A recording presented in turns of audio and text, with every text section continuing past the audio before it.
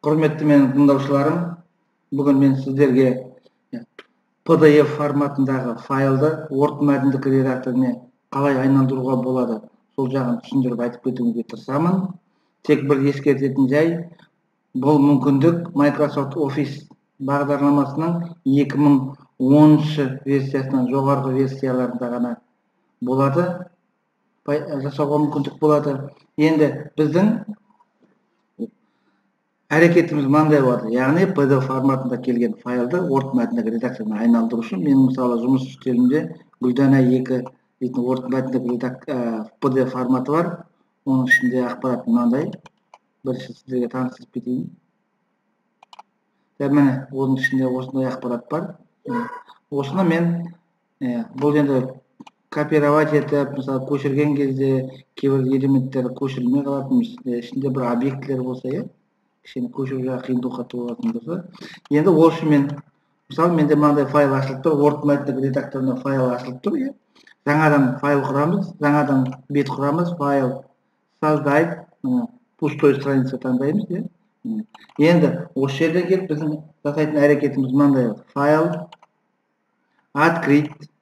Мысалы мен бұрыннан енді біздің жаңа PDF форматымыздағы файлды тауып аламыз.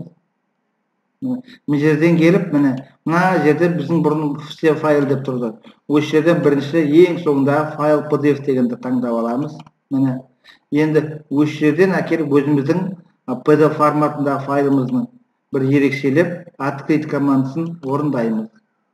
Енді осы жерден PDF форматындағы файлды Wordқа айналдыру үшін бізден растау қажеттігін сұрайды, яғни ОК басымасын басып растаймыз.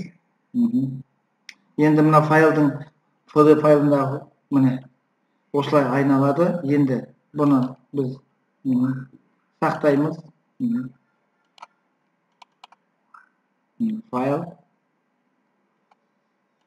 Файл сохранить как. Енді өзіміздің қажетті жағымызға алып сақтаймыз. Мысалы жұмыс үстелі, мысалы мен 898 деп сақтаймын. Сохранить.